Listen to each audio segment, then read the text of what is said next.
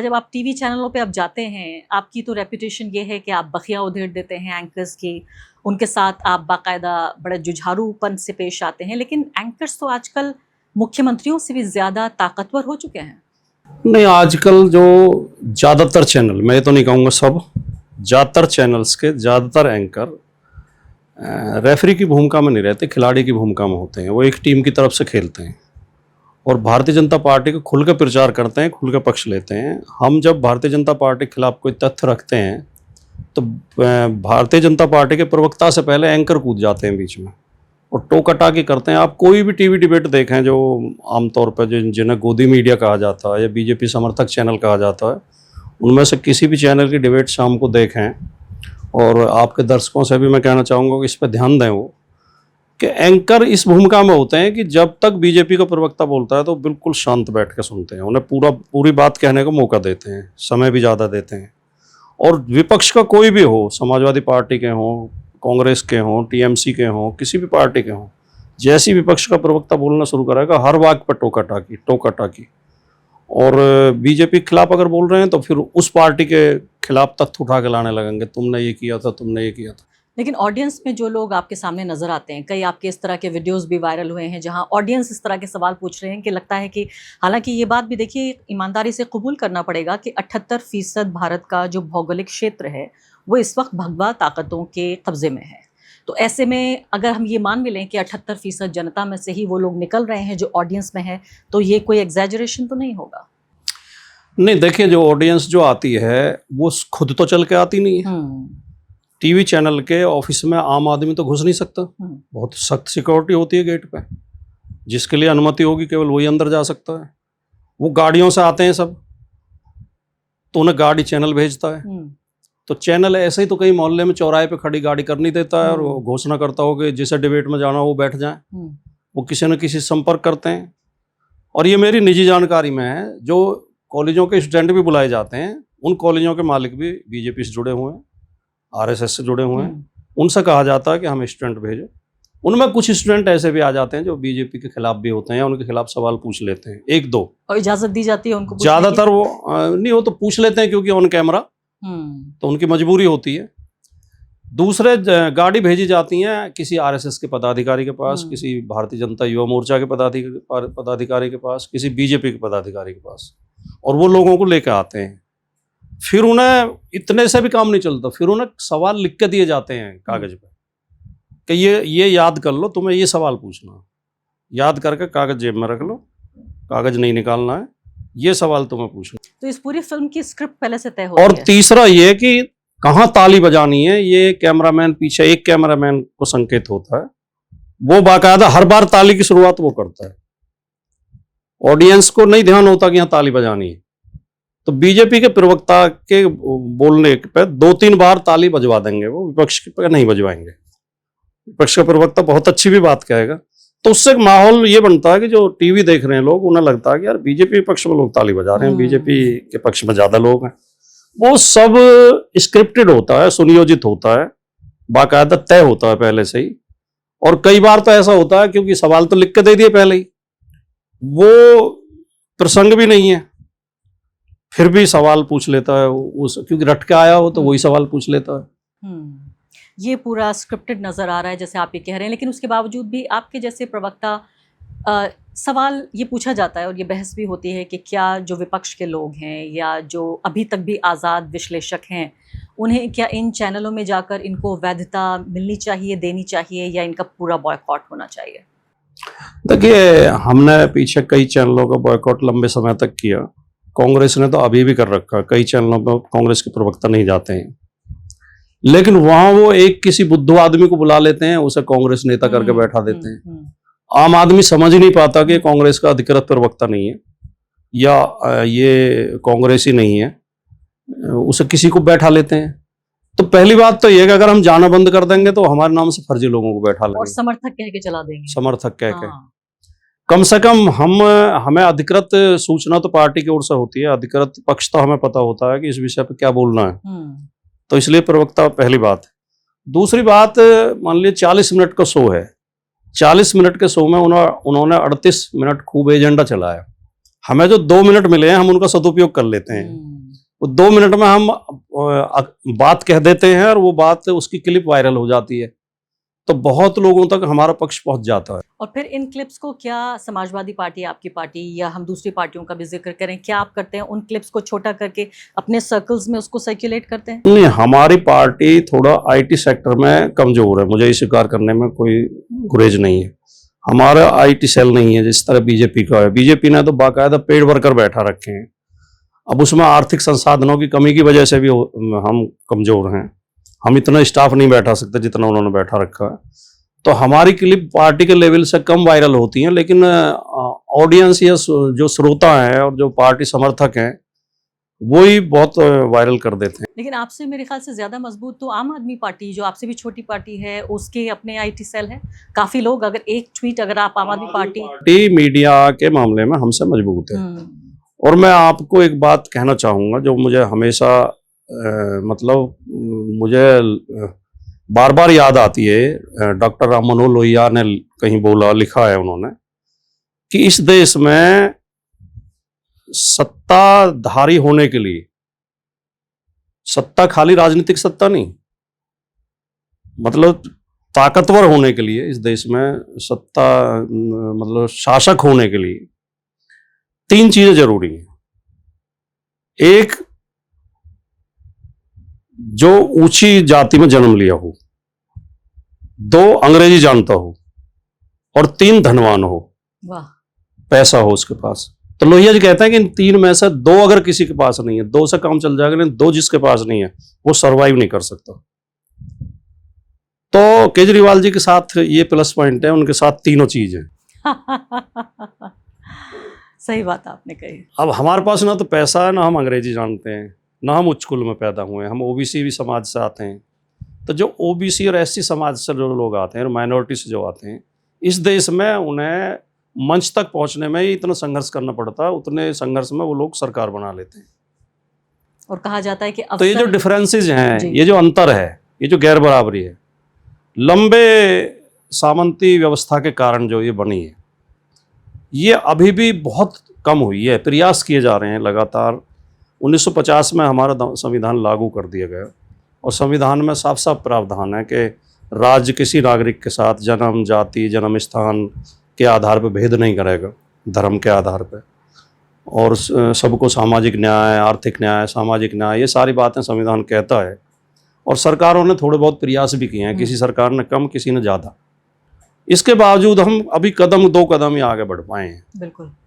अब जो लोग ये कहते हैं टीवी चैनलों पर बैठ के या सभाओं में या मीटिंगों में कि नहीं अब देश में कहीं जातिवाद नहीं है, और अब तो मनुस्मृति को कोई जानता भी नहीं है, और अब देश में कोई ऊंच नीच नहीं है, वो बिल्कुल झूठे लोग हैं, उन्हें पता है अच्छी तरह। फिर यूजीसी नियमों पर क्यों निकल के आ गए सारे सवर्ण सड़कों पे? देखिए, यूजीसी की जो गाइडलाइन आई हैं, निश्चित तौर पर आपने पढ़ी होंगी, उसमें एक भी शब्द मुझे आपत्तिजनक नहीं लगा। मैंने पूरी गाइडलाइन पढ़ी, और वो गाइडलाइन सुप्रीम कोर्ट के निर्देश के बाद आई है। सुप्रीम कोर्ट ने जब अनेक घटनाएं हुई हैं, रोहित वेमुला जैसी और इस तरह की घटनाएं बहुत हुई यूनिवर्सिटी में, रोजाना अत्याचार होता है, भेदभाव होता है, और उसमें केवल जाति का मैटर नहीं है, उसमें साफ लिखा है जाति के आधार पर, लिंग के आधार पर, रंग के आधार पर, भाषा के आधार पर, क्षेत्र के आधार पर। जैसे नॉर्थ ईस्ट के लोगों को चिढ़ाते हैं, बच्चों को, दिल्ली में हमने बहुत बहुत घटनाएं देखी हैं, हमने खुद देखी हैं, विदेशी कि उन्हें चिढ़ाते हैं, उन्हें भारतीय नहीं मानते, और इधर कश्मीर के लोगों को चिढ़ाते हैं, उन्हें जो देख।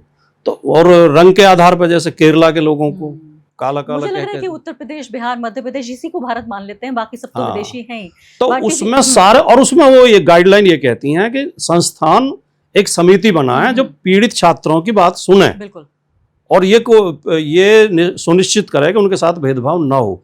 तो इसमें आपको क्या आपत्ति? इसमें एक कॉलम ये माना गया था आपत्तिजनक कि उच्च जातियों को पहले से ही ये मान लिया गया है प्री कंसीव नोशन के तहत कि वही प्रताड़ित कर रहे हैं। तो शोषक गाइडलाइन में तो कहीं ऐसा संकेत नहीं है। जो गाइडलाइन है, जो मैटर है, उसमें कहीं कोई ऐसा संकेत नहीं है कि इसको इस तरह से उसमें मुकदमा कायम करने के, जेल भेजने का कोई प्रावधान है। ये भी दुष्प्रचार किया गया इस विरोध में कि हमारे बच्चे जेल जाएंगे। बिल्कुल, उसमें जेल की कोई बात ही नहीं है। वो तो यूनिवर्सिटी की कमेटी को ही तय करना था। कमेटी भी किसकी होगी? कमेटी में उसका संस्थान का प्रमुख, उसका प्रमुख होगा कमेटी का। तो ज्यादातर प्रमुख तो उसी वर्ग से आते हैं। और फिर उसके 2 प्रोफेसर होंगे, सीनियर मोस्ट प्रोफेसर, वो भी उसी ठीक वर्ग है से आ रहे नहीं, हैं। 2 नॉन टीचिंग स्टाफ से लोग होंगे, 1 स्टूडेंट होगा। एक प्रावधान उसमें जरूर कर दिया कि इसमें यह सुनिश्चित किया जाए कि ओबीसी और एससी से भी कुछ मतलब उनका प्रतिनिधित्व हो। यानी कि कोई भी या तो नॉन टीचिंग स्टाफ, किसी चपरासी को रख दो या स्टूडेंट को, कोई 2 उसमें, एक ओबीसी का और एक एससी का रख दिया जाए, इतना प्रावधान जरूर है। बिल्कुल। मैं अभी एक हालिया जो विवाद हुआ है उस पर आपका ध्यान दिलाना चाहती हूँ, जिसमें आपको ये बताया गया कि भाई राजकुमार भाटी ब्राह्मण विरोधी हैं। उसमें आप कोई एक मिसाल दे रहे थे, उसमें आपने कोई बात की, एक भाषण का कुछ अंश काट लिया गया। मुझे हैरानी ये ज़्यादा हुई कि आप कैमरे पे आके आपने माफ़ी मांगी। क्यों माफ़ी मांगी आपने? नहीं देखिए, एक तो मैं किसी भी जाति, किसी भी धर्म, किसी भी संप्रदाय का, समुदाय का विरोधी नहीं हूँ। मूल सोच मेरी है, मैं समाजवादी हूँ और होना भी नहीं चाहिए किसी आदमी को। हम व्यवस्था का विरोध कर सकते हैं, हम किन्हीं नियमों का विरोध कर सकते हैं कि ये नियम गलत है, लेकिन किसी समुदाय का विरोध करना, किसी जाति या धर्म का विरोध करना, वो मूर्खता है। मैं इसका घोर विरोधी हूँ। तो मैं कैसे भेदभाव कर सकता हूँ? ब्राह्मण समाज में 2 तरह के लोग हैं और इस प्रकरण ने मुझे खास तौर से समझाया। पहले से भी थोड़ा मुझे आभास था, लेकिन इस प्रकरण ने मुझे अच्छी तरह समझा दिया। एक तो वो लोग हैं जो सच में बुद्धिजीवी हैं, बुद्धिमान हैं, विद्वान हैं और चिंतक हैं। वो सारे मेरे समर्थन में उतर के आए इस प्रकरण में। बड़े बड़े ब्राह्मण समाज के बड़े बड़े चेहरों ने, जैसे हिंदुस्तान टाइम्स के संपादक रहे विनोद शर्मा जी, संजय शर्मा 4PM वाले, विनोद अग्निहोत्री अमर उजाला के सलाहकार संपादक हैं, अशोक कुमार पांडे जी, अपूर जोशी, बहुत लोगों ने मेरे समर्थन में लिखा और ये विश्लेषण किया कि नहीं, इसे गलत इशू बनाया जा रहा। और कुछ लोग ऐसे हैं कि जो भेदभाव को बना के रखना चाहते हैं, अपने आप को बाकी लोगों से ऊपर मानते हैं, और अगर हम ये भी कहते हैं कि नहीं भाई सब बराबर हैं, इसमें भी वो अपना विरोध मानते हैं। हमारा ये कहना भी कि नहीं सब बराबर हैं, तो उन्हें लगता है हमारा विरोध कर रहा, हमें उच्च बताओ, बाकी को हमसे नीचे बताओ। तो एक तो ये, तो उन्होंने जानबूझ के, क्योंकि मैं देखिए समता और समानता के बारे में मैं खुल के बोलता रहता हूँ। ब्राह्मणवादी व्यवस्था के खिलाफ मैं खुल के बोलता हूँ, मनुवादी व्यवस्था के खिलाफ। मनुस्मृति को मैं बहुत घटिया किताब मानता हूँ, उसके मैं विरोध में हूँ। रामचरितमानस में जो कुछ चौपाइयाँ जो स्त्रियों को और शूद्रों को अपमानित करती हैं, उनका मैंने विरोध किया है। तो इन बातों से ना तो मैं पीछे हट रहा हूँ, ना मैं इनका विरोध करना बंद करूँगा। इस वजह से वो लोग चिड़े हुए हैं। लेकिन आपसे गलती हुई, आपने माफ़ी क्यों मांगी? हाँ, मैं उस पर भी आता हूँ। उस पर ऐसा है कि जब मैंने वो कहावतें सुनाई दोनों, तो एक कहावत तो पहले मैंने गुजर हीर के बारे में सुनाई, दूसरी ब्राह्मण के बारे में सुनाई। तो उसमें से 7 सेकंड की क्लिप निकाल के उन्होंने, वो 7 सेकंड में केवल वो दोहा आ रहा जो आपत्तिजनक है। मैंने सुनाते समय भी ये कहा था कि ये मुझे इतना खराब लगा कि मैंने जीवन में कभी बोला नहीं, और मैं माफ़ी के साथ इसे सुना रहा हूँ, क्योंकि कार्यक्रम उसी विषय पे था। तो मैंने ये कहा कि इस मेरे पूरे भाषण को ना सुनकर 12 मिनट के भाषण से 7 सेकंड की क्लिप काट के लोगों को गुमराह किया जा रहा। लेकिन इस 7 सेकंड की क्लिप को सुनकर जिन लोगों के दिल को ठेस पहुंची है, जिन्हें अपमानित हुए हैं, जो उनसे मैं माफ़ी चाहता हूँ। फिर भी इसके बावजूद भी मेरी गलती नहीं है, लेकिन इसके बावजूद भी मैं आपसे लेकिन भाटी जी, ब्राह्मणों से तो पूरा देश हमेशा से माफ़ी भी मांग रहा है। नहीं, मेरे दिमाग में ये रहता नहीं ईमानदारी से कि कौन ब्राह्मण, कौन दलित, कौन शूद्र, मैं सबको बराबर मानता हूँ। और मैं ये मैसेज देना ही नहीं चाहता था कि भाई मैं ब्राह्मण समाज का अपमान जानबूझ कर कर रहा हूँ। ब्राह्मणवाद के खिलाफ हैं लेकिन आप? ब्राह्मणवाद एक व्यवस्था है। देखिए, जो ब्राह्मण तर्कशीलता की बात कर रहे हैं, ऊंच नीच के खिलाफ बात कर रहे हैं, वो ब्राह्मणवादी नहीं है। और मेरी जाति गुजर है, जो गुजर ऊंच नीच की बात कर रहा है, पाखंड की बात कर रहा है, वो ब्राह्मणवादी है। ये बड़ी अच्छी बात आपने कही। ब्राह्मणवादी एक व्यवस्था है। और हम जब समाज विज्ञान पढ़ते हैं तो समाज विज्ञान में बाकायदा एक चैप्टर है ब्राह्मणवादी, ब्राह्मणिकल सोशल ऑर्डर, ब्राह्मणवादी व्यवस्था। और अभी हाल में तो उस चैप्टर को बना रखा है। सुनिए, आपको पता नहीं, जानकारी है नहीं है, अभी BHU में, बनारस हिंदू विश्वविद्यालय में इतिहास के सेमेस्टर एग्जाम में एक सवाल पूछा गया जिस पर विवाद हो रहा है इसी सप्ताह। अच्छा। सवाल था कि ब्राह्मणवादी पुरुष वर्चस्ववादी व्यवस्था ने महिलाओं के आगे बढ़ने में क्या रुकावट पैदा की, ये सवाल पूछा गया है। ब्राह्मणवादी व्यवस्था में पुरुष वर्चस्ववादी समाज ने महिलाओं की प्रगति में क्या बाधा उत्पन्न की है, ये सवाल बनारस हिंदू विश्वविद्यालय की सेमेस्टर एग्जाम में पूछा गया इतिहास के पेपर। तो ये क्या हर्ज है? ये तो तर्क भी है और ये फैक्ट लोग ये कहते हैं कि ब्राह्मणवादी व्यवस्था क्या है, ब्राह्मणवादी व्यवस्था क्या, अरे इतिहास यूनिवर्सिटी पूछ रही है। और जिसने सहा होगा उसको पता होगा कि ब्राह्मणवादी व्यवस्था क्या है। भाई आप पुरुष हैं, आपको क्या पता होगा कि महिलाओं को क्या कुछ सहना पड़ता है। एक कमरे में हम बैठे हों, आप ये सोचिए कि अगर 10 पुरुष हों, आप यकीन जानिए राजकुमार जी कि महिलाओं के अंदर वो सिक्स सेंस होता है कि वो सेक्सिज्म को सूंघ लेती हैं। ठीक उसी तरीके से मैं समझती हूँ जो तथाकथित निचली जातियों के लोग होते हैं वो सूंघ लेते हैं कि कहाँ जातिवाद है। ये अल्पसंख्यक होता है, वो सूंघ लेता है कि ये आदमी कम्युनल है। बैठे हैं, ये कहते ही पता चल जाता है, भाई साहब आपका नाम क्या है? क्या जी रणवीर? पूरा बताओ। पूरा नाम क्या है? आगे क्या लगाते हो? वो केवल ये तय करना चाहते हैं कि हमारे बराबर में बैठने लायक है या नहीं। और 90% लोगों के अंदर ये चीज है।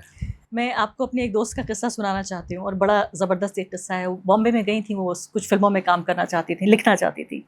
मैं उनकी इजाज़त नहीं है तो इसलिए उनका नाम यहाँ नहीं ले रही हूँ। तो उन्होंने कहा कि मेरा नाम फ़लाँ यादव है। तो उन्होंने कहा अच्छा यादव तो शायद दलितों में आते हैं। तो उन्होंने कहा क्या मैं कुर्सी पर बैठी रहूँ या नीचे बैठ जाऊँ? उसके बाद पूरे कमरे में सन्नाटा छा गया। कई लोग उस वक्त वहाँ बैठे हुए थे और मैं उनका नाम ले सकती थी, मुझे इजाज़त नहीं है। तो उन्होंने कहा जब दलितों में आते हैं तो क्या अभी भी कुर्सी पे मैं बैठी रहूँ या नीचे ज़मीन पे आ जाऊँ?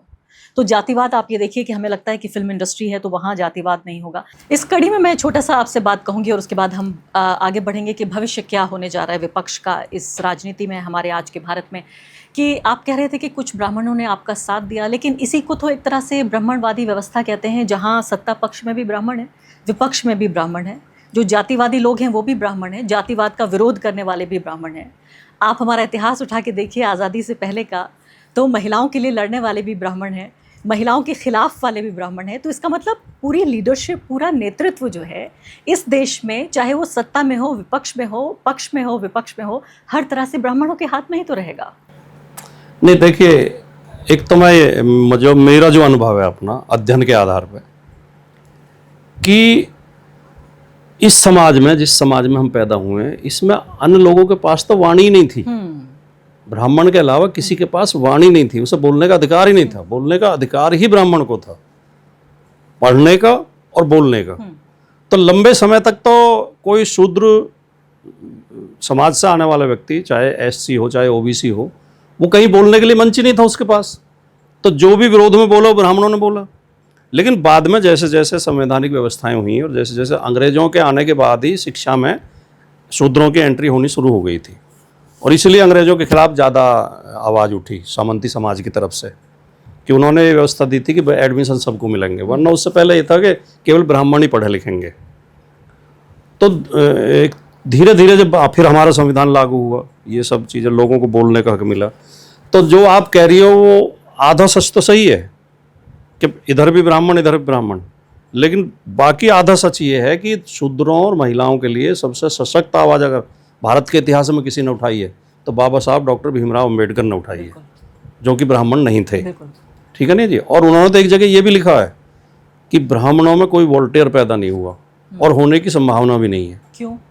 फ्रांस के वोल्टेयर का तो पता ही होगा आपको, पादरी के घर में पैदा हुआ, पादरी का शासन चलता था, सारी सत्ता चर्च से चलती थी, उसे सारी सुविधाएं प्राप्त थी, लेकिन जब वो पढ़ लिख के बड़ा हुआ, उसे चर्च संभालना था, उसने चर्च ना संभाल के समाज में क्रांति के लिए निकल पड़ा और चर्च की व्यवस्था के खिलाफ लिखा। और आज जो दुनिया में लोकतंत्र है वो फ्रांस से ही शुरू हुआ, और उसमें वोल्टेयर के विचारों का आधे से ज्यादा योगदान है। तो वो कहते हैं कि भारत में कोई वोल्टेयर पैदा नहीं हुआ ब्राह्मणों में, ब्राह्मणों से बगावत करने वाले ब्राह्मण पैदा नहीं हुए जो इस व्यवस्था के खिलाफ, जैसे वोल्टेयर ने चर्च के खिलाफ बगावत की। और लोहिया जी ने भी एक जगह उल्लेख किया, उनका एक लेख है कि हमारे पहले राष्ट्रपति डॉक्टर राजेंद्र प्रसाद ने बनारस में जाके काशी में 100 ब्राह्मणों के पैर धोए थे। आपको जानकारी है? नहीं। वो पता नहीं किस व्यवस्था के, कौन सा संस्कार था ये, आम संस्कार तो ये नहीं होते। वो गए और वहाँ से काशी से 100 ब्राह्मण इकट्ठे किए गए, उसमें कुछ बनारस यूनिवर्सिटी के छात्र भी थे। तो जब वो लाइन में खड़े हुए तो एक स्टूडेंट ने इनकार कर दिया, उसने कहा कि भारत के देश के राष्ट्रपति से पैर धुलवाना संविधान का अपमान है, मैं नहीं धुलवाऊंगा। तो डॉक्टर लोहिया ने इस पर एक लेख लिखा था कि कम से कम एक ब्राह्मण की आत्मा तो जगी, कम से कम एक के अंदर तो आत्मा दिखाई दी। बिल्कुल। और इसीलिए जिस वाणी का आप जिक्र कर रहे हैं कि उनके पास आवाज़ नहीं थी, तभी देखिए आपकी कुछ ब्राह्मण चले गए लेफ्ट विंग हो गए, कुछ राइट विंग हो गए, कुछ कम्युनिस्ट हो गए, कुछ समाजवादी हो गए। इसलिए सारा जाहिर है संविधान का इसमें एक रोल है। मैं आपको फ्रांस का आप जिक्र कर रहे हैं और फ्रांस से ही इक्वलिटी और फ्रेटर्निटी का पूरा कॉन्सेप्ट वहीं से आता है, जाहिर है, जो भारत में भी हमने इसको किया। मैं याद आया मुझे सभ्यता संस्कृति से कि अभी हमारे जो सचिव हैं विदेश मंत्रालय के, वो नॉर्वे में डिफेंड करके आए हैं भारत की 5000 साल पुरानी सभ्यता को। तो इस 5000 पुरानी सभ्यता में जातिवाद भी है, इसमें महिला विरोध भी है। किस सभ्यता का वो जिक्र कर रहे हैं? जब मैं आपसे कहती हूँ कि 5000 साल पुरानी सभ्यता, इससे आपका क्या मतलब निकालते हैं? नहीं, मेरे ख्याल से 5000 साल पहली सभ्यता तो उन्हें पता भी नहीं होगी मंत्री जी को कि क्या थी। वो तो जो हड़प्पा मोहनजोदड़ो में जो बस्तियां निकली हैं, वो तो जो द्रविड़ लोग थे, उसमें इस संस्कृति वाले लोग तो शामिल ही नहीं थे। आर्य कब आए हैं? 1500 ईसा पूर्व में, 1000 ईसा पूर्व तक आर्य भारत में आए हैं। तो 2000 साल ये और 1500 लगा लो, 3500 साल पहले तक तो कोई आर्य या जिसे आज हिंदू संस्कृति कहा जाता है, इस संस्कृति के कोई यहाँ चिन्ह मिलते नहीं। उससे पहले तो द्रविड़ संस्कृति थी और उनके जो शिलालेख मिले हैं हड़प्पा और मोहनजोदड़ो की खुदाई में, वो आज तक पढ़े नहीं गए हैं, वो लिपि पढ़ी नहीं गई है उनकी। जिस दिन वो लिपि पढ़ ली जाएगी, शायद भारत के इतिहास में एक और क्रांतिकारी परिवर्तन होगा और उसको भी हम देखेंगे, हमारी समझ कुछ बदलेगी उसके बाद। अब उत्तर प्रदेश के चुनाव, उनकी जो सभ्यता और संस्कृति थी, उसमें तो ना वर्ण व्यवस्था थी, ना जातिवाद था, ना कोई पाखंड नहीं था। वो प्रकृति पूजक थे और मिलजुल के रहते थे। तो उस संस्कृति की अगर बात कर रहे हैं तो फिर तो ठीक है। और अगर इस भेदभावपूर्ण संस्कृति की बात कर रहे हैं जिसकी नींव लगभग 3000 साल पहले पड़ी है, वो 5000 साल पुराने नहीं है। क्योंकि इस शब्द को हम बार बार सुना करते हैं और मन में सवाल आता है कि आखिर है क्या ये 5000 साल पुरानी सभ्यता, जिसका हम भी आज हम उसके वारिस हैं, जाहिर है, तो हमें उसे स्टडी करना पड़ेगा। इतिहास किसी भी देश का हो, किसी भी समाज का हो, किसी व्यक्ति का हो, उसमें बहुत चीज़ें गर्व करने लायक होती हैं, लेकिन बहुत चीज़ें शर्म करने लायक भी होती हैं, कुछ गलतियां भी होती हैं। तो हमें इतिहास में ये भी देखना चाहिए कि हमें महाभारत में जब द्रोणाचार्य ने उसका एकलव्य का अंगूठा कटवाया था, तो उस पर हमें सबको शर्मिंदा होना चाहिए। बिल्कुल, उस पर गर्व करने की क्या बात है? कोई बात नहीं। और जो उसमें शंभुक की गर्दन काटी गई है रामायण में, उस पर हमें शर्मिंदा होना चाहिए। वो अदम जी बहुत बड़े शायर हुए, अदम गौंडवी, उन्होंने लिखा है कि वेद में जिनका हवाला हाशिए पर भी नहीं, वो बेचारे आस्था विश्वास लेकर क्या करें। और लोक रंजन हो जहाँ शंभुक वध की आड़ में, उस व्यवस्था का घृणित इतिहास लेकर क्या करें। वाह वाह। जहाँ शंभुक की गर्दन कटने पर तालियां बजाई जाती हों, उसका क्या करें, उस पर क्या गर्व करें।